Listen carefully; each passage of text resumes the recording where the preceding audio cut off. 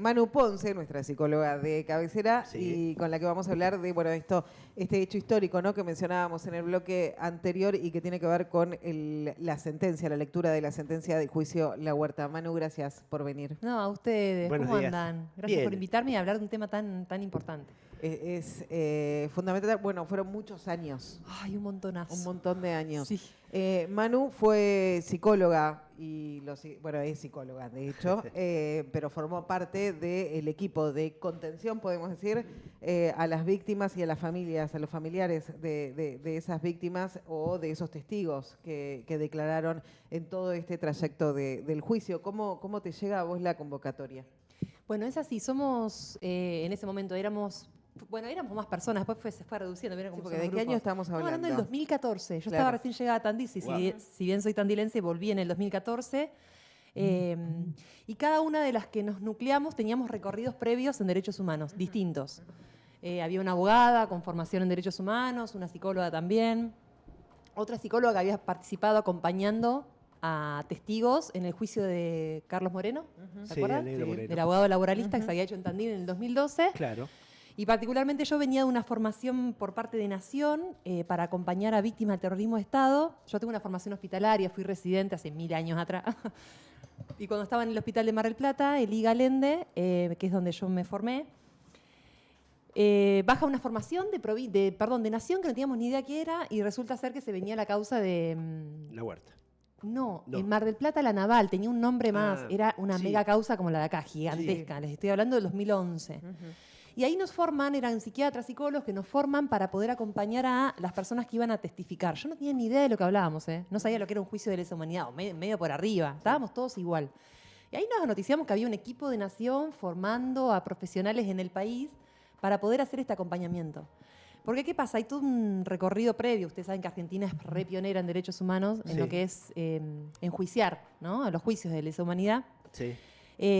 Lo que venía pasando es que luego de la desaparición forzada de Julio López, luego de que él declara por primera vez, a la segunda declaración no llegó, Claro. bueno, ahí se puso todo pata para arriba y se El puso a juicio contra pensar. de Checolás, ¿verdad? Claro, Exacto, eso claro. fue en el 2006, puede ser, 2009, bueno, capaz. Sí.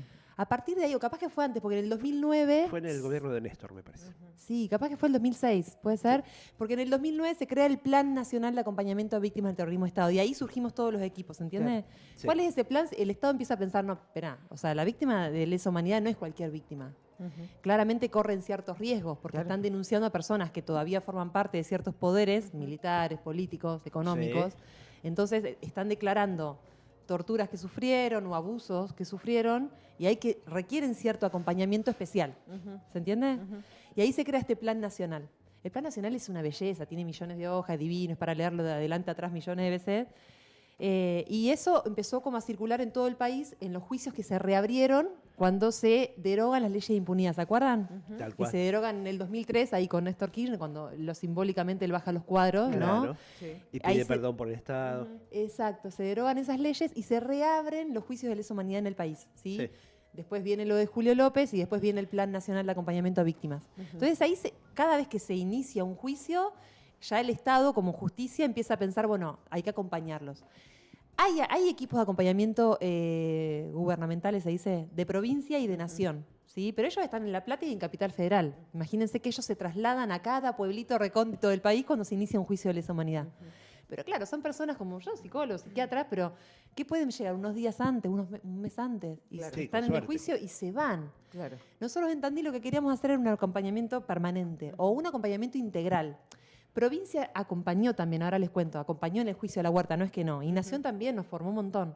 Pero queríamos un equipo local con pata en la ciudad que conociera a las víctimas en el antes, en el durante y el después. Esa fue la idea principal del equipo. Que ya no era solo Tandil además, ¿no? También había víctimas de las que no estaban en Tandil, de la zona, que tenían que venir a declarar. Exacto, sí. El juicio es una mega causa, no empezó tan grande, se fue como... Claro, Yo no entiendo mucho jurídicamente, o toco de oído, pero se fueron anexando causas. A medida que el Claro. juicio fue transcurriendo en estos 3 años, los jueces fueron anexando causas porque se relacionaban los represores, ¿sí? O se relacionaban los lugares clandestinos donde habían estado. Pero en un principio era un poco más chico el juicio. Era grande, pero era más chico. Sí. Bueno, y así nos nucleamos. En el 2014 le dimos un nombre, Equipo de Acompañamiento a Víctimas del Terrorismo de Estado de Tandil, y empezamos a formarnos, creyendo que el juicio venía en el 2015. No, el juicio llegó en el 2022. Todos esos años que tardó el juicio nos permitió en realidad conocernos mucho más con el grupo. Bueno, nada, para nosotras son como las abuelas de Plaza de Mayo, que es Memoria por la Vida en Democracia, que son un grupo de personas maravillosas. Yo creo que escucharlos es como que es hermoso. Tienen un trabajo de mucha dignidad, de hecho, en la ciudad, contra viento y marea. Nosotros trabajamos codo a codo con ellos, en realidad los seguimos el paso. ¿Sí? Ellos tienen el contacto con la mayor cantidad de víctimas que estaban en Tandil o en el exterior o en otros países. Sí, en el país, en el interior. ¿Qué empezamos a hacer? Primero empezamos a estudiar entre nosotros, bueno, qué es acompañar, empezamos a leer el Plan Nacional de Acompañamiento, porque si bien teníamos formación en derechos humanos, era muy dispar. Yo venía de una pata más clínica, yo en realidad mi formación yo hice muchas juntas médicas que consistían en escuchar a víctimas del terrorismo de Estado que me contaban sus atrocidades, ¿no?, que habían vivido, y yo con eso elaboraba un informe, lo enviaba al Centro Ulloa, que está en Buenos Aires, que depende del Ministerio de Justicia de Nación, y se le daba un resarcimiento económico. Esa era mi formación, yo no tenía tampoco ni idea de que era un juicio. Entonces nos empezamos a formar, cada una compartiendo su experiencia, ¿sí? Bueno, empezamos a contactar a las víctimas, la justicia. Después también hicimos todo un trabajo para que la justicia nos reconozca como equipo de acompañamiento. Entonces, si bien Provincia y Nación también acompañó a algunas víctimas, nosotros teníamos como un lugar muy importante. Se trabajó muy codo a codo con la justicia, con los jueces, la verdad que maravilloso lo que se pudo hacer. Es como una experiencia un poco novedosa la de Tandil, porque en otros juicios de lesa, en realidad, ya les digo, estos equipos que están formados son los que vienen, tal cual, sí, que tienen una formación impresionante. Claro. Pero se necesita más, de hecho. Y sí, queríamos hacer algo diferente en Tandil. La verdad que habrá que ver con el tiempo si se logró o no se logró. ¿Vieron cómo son estas cosas? Sí, el tiempo se ve con el tiempo. Estoy con el tiempo lo irá diciendo, también habrá que ver qué efectos tuvo el equipo. Yo hoy por hoy no logro dimensionarlo. Sí puedo decirles que las personas, porque nuestra función, ¿cuál era? Acompañar en adelante significa, bueno, la justicia nos decía, bueno, la semana que viene declara Marcos. Bueno, entonces yo me contactaba con Marcos por ahí estaba en Tandil, por ahí estaba en Capital, por ahí estaba en otro lugar, sí. En otro lugar, capaz que con un poco más de tiempo, un mes antes, no una semana. Sí. Y lo que tiene también los juicios de lesa humanidad, que vos no estás obligado a declarar. O sea, nada, porque es una causa, es algo que pasó hace mucho tiempo, se entiende que hay una revictimización de la persona que vuelve a contar lo que sucedió, Tal cual. se entiende que la memoria falla después de 49, no, 48 años, entonces no se va a pretender que vos des detalles absolutos de todo lo que viviste. No, porque incluso hay mecanismos psicológicos que ha borrado, que ha bloqueado eso necesariamente para poder seguir viviendo, Sí. ¿no? Entonces, un poco lo que uno hacía es, bueno, mira, Marco, ¿podés declarar o no? Está en vos. Si la persona decía que no, también esa era un poco mi función en el equipo. Yo armaba todo un informe psicológico argumentando por qué esa persona no era conveniente que declarara. Sí. Entonces, en lugar de que la persona declarara, el juez leía mi informe. Eso yo lo hice con varias personas, ¿sí? Porque muchas no declararon. Claro. Por cuestiones físicas de salud, sobre todo por cuestiones psíquicas, porque yo evaluaba que era riesgoso. Riesgoso porque se podía, volver a editar el trauma que habían vivido y no era necesario. La verdad En la mayoría de los casos se daba. Sí. Y las personas que sí decidían, porque había una decisión, ya sea que hubiesen sido víctimas directas o familiares, Sí. que sí decidían, bueno, uno los acompañaba, primero explicándoles mínimamente qué se esperaba de ellos. Esto, no pretenden que vos les digas el dato exacto, el juez no pretende eso, el juez pretende corroborar que en ciertos centros clandestinos sucedieron ciertas cosas y cómo se llega a eso por la sistematicidad. Todos los discursos eran iguales. Entonces, Claro. todas las personas se complotaron para decir lo mismo y no, claramente no se conocían. Entonces ahí los jueces van comprobando que el hecho sucedió. Claro. ¿Sí? Más por proximidad, ¿se entiende? Claro. Es distinto a un delito, ¿vieron? ¿Qué sé yo? Un delito penal. Los jueces penales sí van al detalle, ¿no? Vieron que en un juicio común y corriente Sí, ¿dónde se está buscan la otro voz? tipo de pruebas. Sí. Se llama al perito, qué sé yo. Acá no es el juicio de lesa humanidad tiene un montón de otras características, ¿no? Y bueno, y al momento de declarar estábamos al lado de la persona, también como una proximidad, como ese acompañar, ¿no? Lo que pudiese llegar a pasar. Ha pasado de todo, de personas que se han descompuesto en el medio, o hay personas que salen de ahí y dicen, me olvidé de la mitad de las cosas, no dije ni la mitad de lo que te dije, y es verdad, y uno da fe. Bueno, no importa, dijiste lo que pudiste decir, pero queda esa sensación de, bueno, o sí, o me animé a decir cosas personas que cuentan intimidades de sus torturas que ni siquiera a nosotras nos habían contado antes. Claro. Y que incluso en muchos casos la familia tampoco lo sabía. Bueno, eso fue impresionante en La Huerta porque, bueno, vieron que el tribunal es de Mar del Plata, se trasladó Sí. pocas veces a Tandil. Sí. y lo hacíamos por Zoom desde el rectorado de la universidad. Entonces había un salón que habíamos preparado, la universidad había preparado muy amorosamente para que se declarara con una pantalla grande, pero en el aula magna abajo, 2 pisos abajo, estaban los familiares y se enteraban por primera vez dónde había estado mi mamá o mi hermana, ¿no? O mi cuñada, qué le había pasado. Eso fue tremendo. Entonces tratábamos de que una estuviese de nosotras con quien declaraba y los otros con los familiares. Porque era tremendo. O sea, nunca habían contado eso. Era la primera vez que escuchaban lo que le había pasado. Eso fue muy fuerte también. Me imagino. Sí. Y a vos como profesional, más allá de tu preparación y todo eso, ¿cómo te afectó? ¿Cómo te pegó? Un montón. Yo siempre digo que, probablemente lloré, no. Yo siempre digo que me parece que era lo que tenía que hacer, ¿viste? Esa sensación de estoy donde tengo que estar. Claramente no podría haberme corrido. Muchas amigas, colegas me dicen, Mola, ¿cómo haces eso? O sea, yo no podría. Porque debe ser muy fuerte. Digo, yo tampoco sé cómo lo he podido hacer. Claro, escuchar el relato y que no te quede algo es en muy el cuerpo, fuerte. Es muy fuerte. Yo sin dudas que llevo a la huerta con un recorrido previo. Yo cuando hacía las juntas, que estaba yo solita con mi alma, ¿no? Entrevistando a la persona, yo esas noches no dormía o soñaba o tenía pesadillas con lo que me contaban. O trataba ese día de cancelar el consultorio y no hacer más nada porque me quedaba muy atormentada. Muy atormentada. Eso me pasó durante muchos años. Entonces llegué al juicio, es distinto porque no terminan de contar todo. Uno sospecha que hay más claramente. Claro. Es como más cuidado el escenario del juicio, ¿viste? Claro. No terminas nunca de contar como en la intimidad de un psicólogo lo que realmente viviste. Claro. Y menos en una pantalla, ¿no? Y en las circunstancias en las que se desarrolló el juicio. Exacto. Pero lo que me pasó con Tandil, porque yo cuando les hablo de las juntas eran personas de otra ciudad. A mí lo que me pasó con el juicio de la huerta es anoticiarte que en la ciudad pasaban un montón de cosas, en una ciudad que en ese momento era mucho más chico que ahora. Tandil era un pueblo grande en ese momento. Y eran tremendas las cosas que pasaban, con la complicidad, pero creo que una complicidad muy atemorizante de la sociedad, porque había mucho miedo. Yo me crié cerca de los cuarteles y vieron que los militares tenían una fuerza muy grande, al menos en mi infancia eran como... ¿Se acuerdan que pasaban los aviones? Tandil era otra cosa en ese momento, era muy fuerte la presencia de las Fuerzas Armadas. Entonces, era una ciudad todos hubieran andado con uniforme, uno hubiera tomado dimensión de lo que era la ciudad esta, ¿no? Una de cada 4 personas. Yo le cuento a mi hijo, cuando yo era chica, pasaban ¿cómo se llaman los aviones de guerra? Los Dagger. Los Dagger. Claro, pasaban todo el tiempo porque más o menos entre la 1 y las 3 de la tarde hacían pruebas. O sea, la Fuerza Aérea y el ejército en Tandil era muy, muy fuerte. Ahora, bueno, claramente cambiaron las instituciones, ¿no? Pero en ese momento era una ciudad que estaba bastante tomada por las Fuerzas Armadas. Y la sociedad creo que se sabía porque muchas de las víctimas, bueno, María del Carmen Silva es una de las que más clara lo ha podido contar, ¿no? Y para ella fue súper, creo, terapéutico, porque ella lo dice así. Cuando ella cuenta cómo la secuestran, era a la luz del día, o sea... Los vecinos la vieron. Y después de ahí nunca más nadie le preguntó nada, ¿no? Ese temor, ese terror de que... Sí, que de hecho los vecinos dejaron de hablarle a los padres, a la Pero familia, claramente. Por mucho tiempo, o sea, el tiempo que de hecho ella estuvo desaparecida, que estuvo detenida desaparecida. Totalmente. Después otra cosa que me llamaba la atención, que había prácticas de que por ahí te detenían, ¿no? Y te liberaban a los 15, 20, un mes.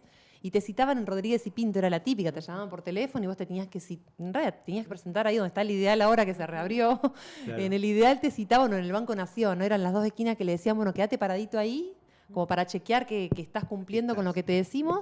Y era estar parado bajo la lluvia, con el clima que hubiese, media hora, 40 minutos y se iban. De datos son lo que los jueces recababan para hablar de que había una práctica sistemática. Claro, estaba planeado y era así y así funcionaba. Exacto.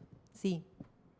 Pero digo, era a plena luz del día, en un Tandil donde se sabía o no se quería saber algunas prácticas. A mí eso me impactó también, de la ciudad chica, ¿vieron? De cómo... Porque Capital imagino que se pierde más, ¿no? Pero acá en Tandil era tan claro el plan sistemático, porque era para todas las víctimas hacían exactamente lo mismo. A mí eso me impactó un montón. O de decirte, bueno, no sé, estabas parado en la esquina en la escuela normal, bueno, llamarte a la media hora, sí, hoy te vi que estabas o sea, esa vigilancia. Sí, la persecución. La hacían, los vigilaban muchísimo, les costó un montón después reintegrarse a la sociedad desde laboralmente, educacionalmente, o sea, no pudieron estudiar ni trabajar. Eso también a mí me impactó muchísimo, cómo se les quedó trunca la vida. Claro. Trabajaban, qué sé yo, metalúrgica Tandil, después no pudieron volver a trabajar de más nada, o haciendo changas esporádicas con suerte. Sí, les cambió la vida, fue un antes y un después. Sí. claramente. Y en cuanto a los fiscales y a los jueces, no o sea, decir, los abogados defensores, ¿también tuvieron algún tipo de actitud especial en estos juicios? Digo, considerando esto de la revictimización y esas cosas, ¿lo notaste vos? Sí, yo insisto, no sé mucho de... Un abogado me mataría. Manuel Marañón me mataría si me escucha. No, a ver. Digo en cuanto al trato. Claro. Tal cual. Ellos no son jueces específicos de lesa humanidad, porque en Argentina hay jueces. Había uno que sí, que es el que se jubila. Los demás fueron por sorteo y quedaron en la causa. Entonces también eso le da cierta connotación a la huerta distinta, ¿no? Es como si nos sortearan a nosotros para ir a peritar algo que no tenemos ni idea. Sí. Lo haces, pero bueno, nada, como hay cierto forzamiento. Lo hicieron muy bien, yo creo que lo hicieron muy bien. Y respecto del trato, se les marcaron algunas cuestiones. Me acuerdo que las primeras audiencias, yo no estaba, mis compañeras, otras compañeras del equipo, viajaron a Mar del Plata y pudieron hablar con la secretaria del juez, porque lo que pasaba que cuando ellos, en la pantalla del Zoom, se veía la sala de audiencia, se veía una cruz, 3 sillas que se suponía que eran los jueces, pero no se le veía la cara, entonces era como muy impersonal. Imagínense yo de Tandil hablando de lo que me pasó hace 48 años, Claro, sí. no sé ni quién me está dirigiendo la palabra. Cuando mis compañeras le logran decir si se podía poner el teléfono más cerca, ¿no? Claro. Porque ellos les explicaron que hay una cámara que es del juzgado, no, el juzgado no, del tribunal, entonces no se puede mover. Bueno, perfecto. Y de ahí en adelante, repiola, los jueces ponían su teléfono, entonces estaba la cámara general de la sala de audiencias y el juez que hablaba es, hola, yo soy Toseli, ¿no? Le voy a hacer la siguiente pregunta. Por ejemplo, ¿no? Esa Claro, cosa. Bueno, un no, Toseli no es juez. Claro, una cosa más próxima. Primero de presentarse con nombre y apellido, le digo quién soy, qué le voy a preguntar. Un poco más humanizado. Parece una pavada, ¿no? Pero No, pero bueno, para ellos es un procedimiento más y claro. para quien está de ese otro lado es un algo que montón. se esperó un montón de tiempo. Claro. Esas pequeñas cosas sí lograron modificarse, ¿ves? Bien. Sí. O incluso que la sentencia salga en Tandil fue un pedido durante Sí, los se 3 peleó años. mucho, sí. Y respondieron. Sí. Respondieron bien. Hubiese estado buenísimo que se hagan Tandil de corrido como fue el de Carlos Moreno, ¿no? Claro. No se pudo hacer por estas cualidades, ¿no? De que el tribunal estaba en otro lugar, bueno, no eran específicos de lesa humanidad. Se hizo cada 15 días, se hizo medio Se fue choclazo. estirando. Se hizo muy largo, muy largo. Sí. ¿Qué te parece que va a ocurrir el viernes? ¿Qué te parece que va a pasar? La verdad que no sé. Yo espero que sea justicia. Creo que la justicia nunca alcanza, ¿vieron? Me da la sensación. Pero bueno, más allá de que no sé cuál será la sentencia, en el medio murieron represores, entonces hay un montón de... Eso fue tremendo. Hay ciertas causas que cayeron. Cuando se muere el represor, se Cae cae la causa. causa, por lo tanto no obtenés ninguna justicia. Claro. Se murió. Claro. Ya está. Se Estamos murieron hablando de impunes, gente lo que muy se dice, ¿no? grande. ¿Cómo, Marco? Se murieron impunes, lo que se dice. Sí, sí. Se murieron impunes y las víctimas, un montón de causas quedaron truncas. Yo no sé bien qué va a pasar, porque no sé bien la lectura que tendrán. Estamos esperanzados de que sea lo mejor posible. Yo digo que nunca la justicia termina de cubrir porque ustedes vieron cómo es la justicia. No sé si es tan justa, qué sé yo, es un procedimiento. Cuando uno entiende algunos mecanismos de la justicia, ellos siguen procedimiento, es como un protocolo a seguir. No desmerezco, ¿no?, la cualidad de los jueces, obvio. Pero bueno, la abogacía tiene sus límites también. Sí, sí. Entonces, me parece que uno está esperando algo que no sé si va del todo a llegar. Pero sí creo que una sentencia no es lo mismo que no la haya, ¿se entiende? Tal Me cual. parece que la sentencia marca Tal como cual. un punto, ¿viste? Es como una forma de decir, bueno, hasta acá un juez o el Estado está diciendo que acá sucedió tal cosa, ¿no? En Tandil hubo un circuito represivo, 14 centros clandestinos en Tandil y en la zona. Y Sí, ciertas... esto del plan sistemático que se ha demostrado a lo largo de los distintos juicios que ya tienen sentencia, que se ha demostrado que fue un plan sistemático. No fueron Exacto. excesos, no fueron ocurrencias de... No fue alocado, o sea, la manera en cómo secuestraban, a dónde los llevaban, las prácticas de interrogatorio y hasta la manera en cómo los liberaban y los vigilaban También. durante años es igual en un montón de personas. Claro. Acá en Las Flores, en Azul, en Rauch, en Olavarría. Entonces ahí uno dice, bueno, y era la subzona 12. Entonces Claro. estaba bajo el mando de una misma persona, por lo tanto Sí, había tenía algo nombre. que era una directiva Sí, que estaba claro. bajada, claramente. Claro. Eso es un poco lo que el juicio pudo demostrar, ¿no? Yo creo que sí va a ser a favor la sentencia, quiero creer, sí. ¿Y has tenido la posibilidad en estos días de hablar con víctimas? Sí. ¿Y qué les puede generar o qué crees que les puede generar el hecho, bueno, de finalmente que la sentencia sea justa o lo más justa posible? Están esperanzados. Yo hablé puntualmente con las personas porque nos comunicamos cada una con quienes acompañamos. Yo acompañé más que nada, acompañé a víctimas directas que decidieron no declarar y con ellos me comuniqué para decirles que va a estar la sentencia. No van a venir, claramente no quieren saber mucho del juicio. Igual les voy a pasar el link, ya les dije, para que lo vean. Y después acompañé a hijos, ¿no? O a familiares, a hermanos, ¿no? De personas que estuvieron detenidas y van a estar. Nos comunicamos porque a esas personas se les va a dar prioridad para que entren al aula magna. Claro. Bien. Están re esperanzados, ¿no? Como cierta necesidad de que, bueno, de que algo se diga sobre lo que pasó. Algo que hay uno de ellos que es hijo de su papá, ya falleció, pero estuvo detenido, fue uno de los que trabajaba en metalúrgica, que al salir no volvió a trabajar nunca más. Y es un padre que quedó un poco deprimido de por vida, ¿no? Claro. Y él, bueno, nada, él cuenta eso. Mi papá era un superhéroe y imagínate que Superman se convierta en un POTUS, ¿no? En tu En casa. nada, Una sí. cosa tremenda. Y ellos vivieron con ese padre así hasta que muere por cuestiones de salud, ¿no? Sí. Que se sospecha que tenían que ver con las torturas que él había vivido, pero bueno, quedó como una sospecha, nadie lo pudo certificar. Y él lo que decía era eso, no, sí, voy a ir, se pidió el día del trabajo, creo que ya venía hoy a Tandil, porque no vive acá, como esa necesidad de que, bueno, por mi viejo, ¿no? Para que él esté en paz, de que al menos nosotros escuchamos algo respecto de lo que le pasó.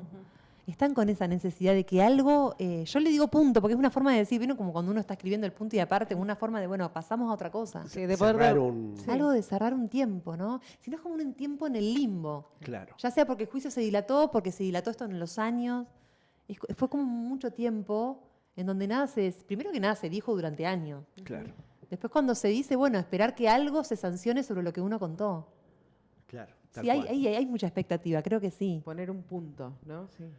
Sí. Sí, sobre todo en este tipo de delitos, en el caso de la desaparición de personas, es un delito que no concluye, que está ocurriendo constantemente y eso es desesperante, angustiante, no saber, Es no tener tremendo, un lugar es donde ir tremendo. a despedir, donde ir a llevar no poder cerrar. Bueno, hoy la Sí. familia, ¿no? Lo de Julio López es tremendo. Claro. Es tremendo. Dos- Sí, porque dos fue una veces. Fue segunda a declarar, desaparición. no llegó y no está. No, y es un mensaje sumamente... Tremendo, que te hace pensar que obviamente el poder sigue estando, ¿no? Esto que decíamos al principio. Exacto. Sí, El lo de poder lo Julio siguen López fue un teniendo. efecto arrasador, ¿no? Sí. Y no se crean que no generó lo mismo un poco al declarar acá en Tandil, porque ustedes piensan que cuando el juicio arranca, asume un nuevo gobierno con Claro. ciertas directrices respecto de los juicios de lesa humanidad y cierto vocabulario, ¿no? Muy hostil. Sí. Y algunas personas estaban muy atemorizadas con Claro. declarar y eso ha influido en declarar o no declarar en algunas personas. También hemos tenido que acompañar personas, no tanto en Tandil, me pasó con una familia que tenía que declarar en un juicio en La Plata, que las personas decidieron no declarar. Claro. Por Fue miedo. El miedo otra vez. Por el miedo a declarar, exacto. Pero era en el auge, ¿se acuerdan? Me acuerdo que fue en enero, febrero, capaz que fue del año 23, ¿no? Él asumió en el 23. 24. 24, exacto, que iniciaba un juicio muy grande en La Plata. Y estas personas decidieron no declarar. Yo acompañé a la hija, ¿no es cierto? Que me decía, ¿qué hago? ¿Qué les digo? ¿Está bien? ¿No está bien? Y bueno, nada. Y Claro. decidieron no declarar finalmente, por este temor. Y hay un caso que una vez me contaste que la familia no sabía lo que había pasado. Había hecho en ese momento, una vez que bueno recupera la libertad y decide no hablar más de eso y dejar su vida anterior a ser detenido, a estar detenido, dejarla olvidada. Y volvió a revivirla ahora declarando. Eso lo- Y sí. Decidiendo declarar, a pesar de todo lo que en el cuerpo obviamente se manifiesta. Exacto, sí. Está ese caso, está el caso... porque hay muchas personas que estuvieron detenidas que se han convertido en militantes de los derechos humanos. Claro. Y Sí. yo creo que los que han podido hacer un tratamiento sobre eso, ¿no? Sí. Más ligado a contar a la sociedad lo que pasó, pero muchísimos no. Yo le diría, no sé, no tengo un porcentaje, pero la gran mayoría de esto nunca dijo nada. Hay quienes, tal cual, estudiaban algo en la UNICEN, se recibieron, ejercen de eso y nadie sabe. Y son las personas de las que yo he tenido que hacer informes y nadie al día de hoy saben que esas personas vivieron eso Claro. y no han declarado. Claro. Y hay quienes sí decidieron declarar y son las personas que acompañamos en el aula magna porque estaban las familias escuchando, ¿no es cierto?, lo que tenían que contar. Y fue como un conocer, mirá a mi hermana, ¿no? Hay familias que sí sabían que habían estado detenidas porque son familiares, pero volvió de la detención y nunca más contaron habló nada. más. Ya, no se habló. No. Y tampoco, me acuerdo que yo hablaba con una de las hermanas y decía, pero nunca le preguntaste. No, imagínate que en mi casa de eso no se hablaba. ¿No? Era como un tema que se suponía que no había que tocarlo. Eso Mis que- padres se murieron, ¿no? Sin saber lo que a mi hermana le había pasado. ¿Es negación? ¿Qué es eso? Miedo. Yo creo que es todo un poco. Me Es parece todo que un poco. es tan tremendo que es una dificultad. Yo creo que hay cuestiones, viste, que si uno las toca, hay cierto temor de que se desestructure todo De el que algo psiquismo. estalle Exacto. o se Exacto. desmorone. Tampoco un acompañamiento profesional, porque es una persona y muchas, ¿no? Que no fueron a ningún psicólogo a hablar de No, esto, claro. ¿se entienden? Nunca hablaron de esto con nadie. Claro. También hay un factor social que no podemos negarlo. No, más Esto de algo habrán hecho. Sí. Seguro. Hay una condena social que creo que acompañó mucho esa época. ¿no? Sí. Digo, porque una cosa es, supongo que nos abusan a nosotros y bueno, ahora hay un contexto de, bueno, hermana, yo te creo, contame, ¿no? Tal cual. Pero si encima a mí me abusan y me consideran que soy una trola, ¿qué voy a contar? Claro. ¿Se entiende? Es como... Sí, eso de la condena social, la negación La social condena que ocurrió social- con esto y también ocurrió con Malvinas, ¿no? O sea, salvando las distancias, Exacto. esa negación. El veterano de Malvina tampoco ha contado nada. ¿Quién No, cuenta? Son muy pocos Estaban los que guardados, cuentan. estaban escondidos, no querían decir. Hay una renegación que es de la sociedad, ¿no? Es de Una la renegación sociedad. esto de que no que sabemos pero no queremos saber nada. Hacemos Tal de cuenta cual. que acá no pasó Sí. nada, Tal cual. ¿no? Sí, sin dudas que habrá algo en la dinámica familiar también, ¿no? Cada caso, cada familia es particular, ¿no? Pero sí, a esta persona me acuerdo puntual que nunca de la familia es un tema del que no se tocó jamás. Y se volvió de ahí y se siguió la vida como si nada pasara. Y esos padres mueren y es la hermana la que estaba presente, ¿no? El día de que Eso ella es declara. tremendo. Y ahí se noticia de cosas que jamás, ella dice, yo nunca me hubiese animado a preguntarle esto a mi hermana, nunca jamás. Es Y tremendo. creo que después de su declaración tampoco hablaron más del tema, ¿se entiende? Claro. Quedó ahí en la Claro. declaración y ya está. Sí. Pero bueno, es poner un punto, ¿no? Lo que pasó, pasó y obviamente no se olvida. Pero bueno, tener una justicia justa, una lectura y una condena,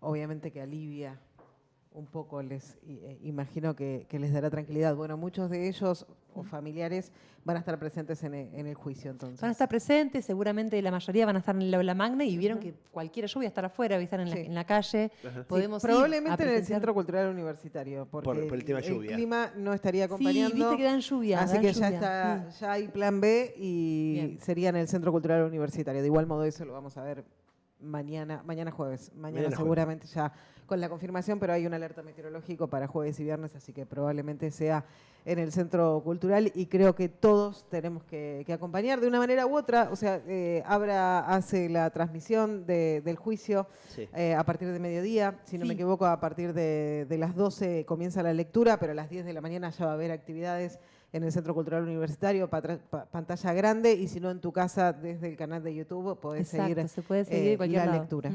Manu, Sí. y vos con tus colegas, con otros profesionales que han trabajado con esto, ¿se van a juntar? ¿Van a hacer una suerte de balance después de esto? ¿Tienen pensado algo? ¿Cerrar un ciclo? No hay nada pensado. La verdad que no sé. Sí, yo creo que también nos merecemos como un cierre, ¿no? Sí, Sin sí. lugar a dudas, sí, sí.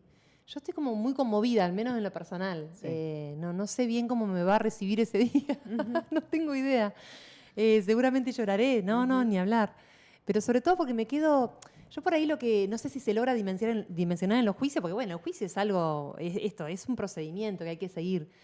A mí lo que más me ha impactado es cómo quedó afectada la vida de familias enteras. Sí. Porque uno dice, bueno, no es solamente estar detenido. De verdad son personas que nunca más volvieron a trabajar, o tenían un oficio o una profesión y no la pudieron volver a ejercer. Sí. Estamos hablando de un Tandil que era una ciudad chica, ¿se entiende? Sí. Personas que quedaron marcadas de por vida. O a nivel del cuerpo. También. O sea, al día de hoy Físico, tienen un montón patologías. de enfermedades orgánicas que no son cualquier cosa. Están relacionadas con ciertas torturas que han recibido. También, claro. Y eso a mí me ha impactado. Impresionante. O personas que no volvieron a dormir nunca más en su vida, que se despiertan a cierta hora, porque era la hora en que las torturaban. Esto es lo más común, que no se logra ahondar, porque está bien. Algunas personas se animaron a los jueces a contarles, pero no todas. Esas son las cosas que uno dice, ay, si hubiese contado más, ¿no? Está bien, contaron hasta donde pudieron. Claro. Claro. Pero hay un montón de secuelas Sí, que son las son huellas del horror. imperceptibles. Sí, son del horror.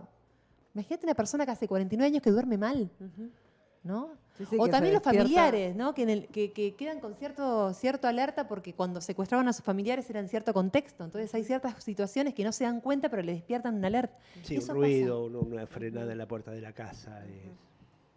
Exacto. O este chico que yo les cuento, ¿no? Que su papá, el que era el superhéroe, él vuelve, estudiaba en el conservatorio, él vuelve y ve su casa desparramada y se acuerda de su guitarra hecha pelota. y su papá no estaba, y durante días no sabía ni recorrer toda la ciudad, la comisaría primera, la segunda, el ejército, y nadie les decía dónde estaba el papá, hasta que de pronto aparece el padre. Bueno, es como un gris que queda en las familias, un no poder decir nada sobre eso, y un padre que vuelve siendo otro, Claro, y nunca que no más es. volvió a ser el mismo. Bueno, tremendo. Sí, evidentemente este tipo de juicios no repara esas atrocidades. A pero eso por voy lo yo con menos- que en algún punto la justicia nunca va a ser justa, porque me Tal parece que hay cual. una reparación que es tan personal que nunca va a llegar, ¿no? Pero sí. como comunidad, como nación, sí es imprescindible Exacto. ir cerrándolo. Pero bueno, son esas tramas, ¿no? Muy personales, muy íntimas, que a mí al menos lo que me conmueve del juicio, ¿no? Por supuesto que ver al Estado en representación, los jueces en representación del Estado diciendo algo va a ser enorme, pero yo me quedo con estas microhistorias que son como muy, que al menos a mí me han afectado un montón, Me imagino. Seguro. un montón. Sí. Manu, gracias. No, a ustedes por el espacio y bueno, los veré el viernes. Nos Sí, vemos están el ahí. viernes. Veremos Sí, el viernes, por claro que supuesto. sí. Vamos a estar ahí. Gracias. A ustedes, a ustedes. Manuela Ponce, psicóloga del juicio de La Huerta en el acompañamiento de las víctimas. Bueno, hablando de lo que va a suceder el próximo viernes con la lectura de la sentencia. Y vamos a seguir hablando de esto. No la vi entrar, la veo ahora que levanto la vista. Está Sole Está ahí. Sole Restivo, colega claro. que hizo un seguimiento periodístico de Excelente. todo el De juicio. todo. Así que con Sole un Un lujo. reconocimiento enorme para Sole. Pero vamos a estar hablando con ella en un ratito. Gracias, Un placer, Manu. sí, Nos vemos el nos vemos. viernes. Memoria, este tema emblemático para ustedes.